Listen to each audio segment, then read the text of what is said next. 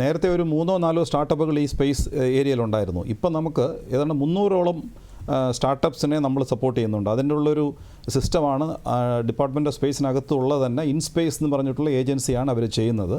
അതുപോലുള്ള ഏത് സ്റ്റാർട്ടപ്പ് പുതിയതായിട്ട് ഒരു താല്പര്യം ഇല്ലെങ്കിൽ സ്പേസുമായിട്ട് ബന്ധപ്പെടുത്തുന്ന ഏതെങ്കിലും ഒരു ആക്ടിവിറ്റി ഇല്ലെങ്കിൽ അവർക്കായിട്ട് ചെയ്യാനുള്ള ഒരു R&D പുതിയൊരു ടെക്നോളജി ഡെവലപ്മെൻറ്റോ ഇല്ലെങ്കിൽ റിസർച്ച് ആൻഡ് ഡെവലപ്മെൻറ്റ് അങ്ങനത്തെ ആക്ടിവിറ്റി ഇല്ലെങ്കിൽ ഏതെങ്കിലും ഒരു ആപ്ലിക്കേഷനോ എന്തെങ്കിലും അവർക്ക് താല്പര്യമുള്ളതുണ്ടെങ്കിൽ അവർ റിപ്പോർട്ട് നമ്മുടെ ഇൻസ്പേസുമായിട്ട് സംബന്ധിച്ച് അവർ അവിടെ സബ്മിറ്റ് ചെയ്ത് കഴിഞ്ഞാൽ അതൊരു കമ്മിറ്റി വഴി അവർ നമ്മൾ റിവ്യൂ ചെയ്ത് അതിൻ്റെ എക്സ്പേർട്സുമായിട്ടൊക്കെ കൺസിഡർ ചെയ്തിട്ട് അതിനത് നല്ല വാല്യൂ ഉള്ളതാണോ അത് ചെയ്യാൻ പറ്റുന്നതാണോ എന്നുള്ളതൊക്കെ അന്വേഷിച്ചിട്ട് അതിന് നമ്മൾ അപ്രൂവൽ കൊടുത്തു കഴിഞ്ഞാൽ ഇവർക്ക് നമ്മൾ ഫൈനാൻഷ്യലി പോലും നമ്മൾ സപ്പോർട്ട് ചെയ്യുന്നുണ്ട്.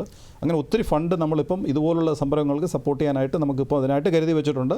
അതുപോലെ തന്നെ നമ്മുടെ ഇവിടെ നിന്ന് ടെക്നോളജിക്കലി അവർക്ക് അറിയാവുന്ന കാര്യങ്ങളല്ലാതെ പലതും ഞങ്ങളുടെ എക്സ്പീരിയൻസ് വെച്ചിട്ടുള്ള പലതും അവർക്ക് റിവ്യൂ ചെയ്ത് കൊടുക്കുന്നുണ്ട്. നമ്മുടെ ഫെസിലിറ്റീസ് ഇവർക്കെല്ലാം നമ്മൾ ഓപ്പൺ ചെയ്ത് കൊടുക്കുന്നുണ്ട്. അവർക്ക് ഞങ്ങളുടെ ഇവിടുത്തെ ഏതെങ്കിലും അവർക്കില്ലാത്ത ഞങ്ങളുടെ പലർക്കും ഈ ചെറിയ ആൾക്കാർക്ക് വലിയ ഫെസിലിറ്റീസ് ഉണ്ടാക്കാൻ പറ്റില്ല. ഇൻഫ്രാസ്ട്രക്ചർ എന്ന് പറയുന്നത് വളരെ കോസ്റ്റ്ലിയാണ്. അത് നമുക്ക് ISROവിനകത്തുള്ള ഫെസിലിറ്റീസ് ഉണ്ട്. അവർക്ക് ഞങ്ങളുടെ ഫെസിലിറ്റിയിൽ വന്ന് നമുക്ക് ചെയ്യാനുള്ള അവസരം നമ്മൾ നൽകാറുണ്ട്. അപ്പോൾ നമ്മളതിന് വളരെ നന്നായിട്ട് തന്നെ പ്രചോദനം കൊടുക്കുന്നുണ്ട്, സപ്പോർട്ടും ചെയ്യുന്നുണ്ട്.